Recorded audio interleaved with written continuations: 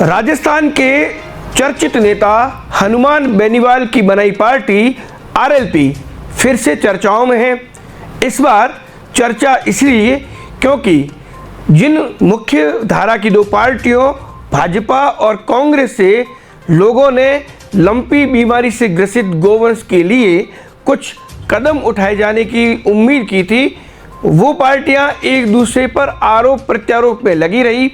लेकिन विधानसभा के वेल में आरएलपी के 3 विधायकों हनुमान बेनीवाल के भाई नारायण बेनीवाल, पुखराज गर्ग और इंदिरा बावरी ने वेल में प्रदर्शन किया, हाथों में तख्तियां लेकर राज्य सरकार को घेरा और ये अपील की कि गौ माता को बचाया जाए।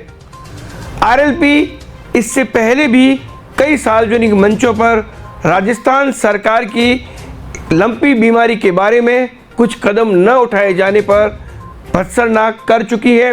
लेकिन विधानसभा सत्र शुरू होते ही आरएलपी ने अपने तेवर दिखाने शुरू कर दिए हैं और आर पार की लड़ाई लड़ने के मूड में है, क्योंकि आरएलपी जानती है कि आम जनता से जुड़े हुए मामलों में लंपी बीमारी से ग्रसित गोवंश का लगातार तिल तिल कर मर जाना बहुत बड़ा मुद्दा है, जिसे कांग्रेस और भाजपा दोनों ही नज़रअंदाज कर रही है।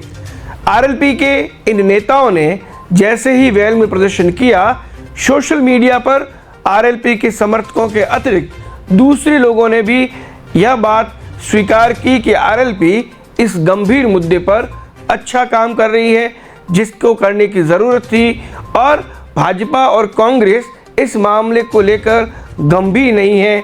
इसको भी लोग सोशल मीडिया की चर्चाओं का हिस्सा बनाते नजर आए।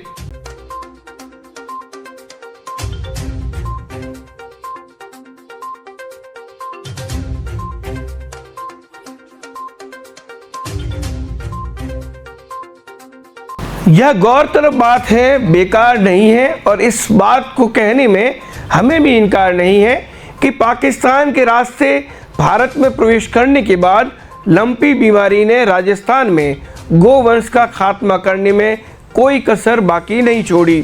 राजस्थान सरकार के सरकारी आंकड़े चाहे यह संख्या छुपाते नजर आ रहे हो, लेकिन धरातल की स्थिति यह है कि बाड़मेर जैसलमेर से लगाकर बीकानेर तक और अब राजस्थान के बाहर हजारों नहीं बल्कि लाखों गोवंश लंपी बीमारी से ग्रसित होकर या दम तोड़ चुका है या दम तोड़ने के कगार पर है। सबसे बड़ी बात यह है कि इन गायों के नाम पर वोट बैंक को मजबूत करने वाली पार्टियां भी जब भी सवाल पूछा गया तो सरकारों के ऊपर इसकी जिम्मेदारी डालकर अपना पल्ला झाड़कर इधर उधर होते नजर आए, जबकि हकीकत ये है कि इस मुद्दे पर न कांग्रेस ने न भाजपा ने किसी भी तरीके से कोई गंभीरता दिखाई है। ऐसी स्थिति को देखते हुए गोपालक चिंता में है और यह सोच रहे थे कि अगर सरकार चलाने वाले, सरकार में प्रतिपक्ष में बैठे लोग उनकी मांग, उनकी बात पर गंभीरता नहीं दिखाएंगे तो वो उन उम्मीद किससे करें। यह भी सभी जानते हैं कि राजस्थान और गुजरात में लंपी बीमारी ने सबसे पहले गोवंश का खात्मा करना शुरू किया। किसानों के घरों के बाड़ों में उनकी चौखटों पर गाय तिल तिल कर मरती रही और गोपालक असहाय होकर अपने गोवंश को काल कलवित होते देखने के अलावा कुछ कर भी नहीं पाए। लंपी की बीमारी से गौ माता दम तोड़ रही है। आप ऐसा चमत्कार करें, ऐसा कल्पना करें कि गाय को बचाया जा सके। अगर हम गाय को नहीं बचा पाए तो देश नहीं बचेगा। गाय को राष्ट्रीय माता का दर्जा देने वाली पार्टी, बात करने वाली भारतीय जनता पार्टी के नेताओं के मुंह पे ताले लगे।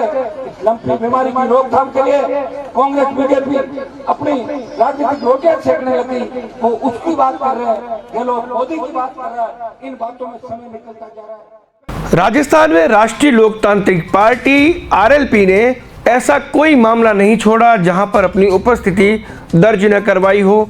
चाहे बात की जाए जोधपुर में सीआरपीएफ के जवान की आत्महत्या का, उसमें भी गंभीरता के साथ पार्टी के सुप्रीमो हनुमान बेनीवाल के अतिरिक्त आरएलपी के नेताओं ने लगातार आंदोलन किया। चाहे बात की जाए सुराणा की, जहां पर एक दलित बच्चे को तथाकथित रूप से थप्पड़ मारने के बाद उसकी मौत का मामला हो, आरएलपी वहां भी नजर आई।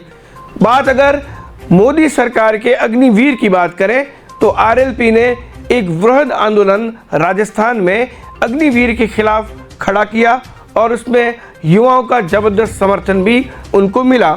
लेकिन कांग्रेस और भाजपा दोनों इन सारे मामलों पर कहीं न कहीं कन्नी काटते नजर आए थे। ऐसी स्थिति को देखते हुए उस बात का जिक्र करना भी ज़रूरी है जिसमें 3 कानून जो कृषि और कृषकों को पूरी तरीके से प्रभावित किए थे, पूरे भारत में आंदोलन लगातार चला था, उसमें भी आरएलपी मुखर होकर मोदी सरकार के खिलाफ सड़कों पर नजर आई थी। कांग्रेस और भाजपा के लिए भविष्य के चुनाव आरएलपी ज़रूर प्रभावित करेगी, यह हम नहीं कहते, राजनीतिक जानकार कहते हैं, क्योंकि जनता से सीधे जुड़े मुद्दों पर आरएलपी ने सीधा आम जनता के साथ खड़ा होकर यह दावा पुष्ट किया है कि आरएलपी उन पार्टियों की तरह तो कम से कम नहीं है जो इन मुद्दों पर चुप्पी साध कर बैठे रहे। आरएलपी के सुप्रीमो हनुमान बेनीवाल ऐसा कोई मौका नहीं चूकते जहां आम जनता से जुड़ा मामला हो, कोई आंदोलन हो, वहां पर वो और उनके नेता अपनी उपस्थिति ज़रूर दर्ज करवाते हैं। ऐसी स्थिति में आगामी विधानसभा चुनाव में कांग्रेस और भाजपा का खेल अगर आरएलपी बिगाड़ ले तो ये बड़ी बात नहीं होगी। साथ ही साथ बीते दिनों ओबीसी की पार्टी के राजस्थान में एंट्री के बाद उनके साथ बातचीत को लेकर दरवाजे खुले होने की बात भी हनुमान बेनीवाल कह चुके हैं। तो ऐसे में छोटी छोटी पार्टियों का गठबंधन भाजपा और कांग्रेस का स्वाद खराब न कर दे, यह आगे देखने का दिलचस्प मामला होगा।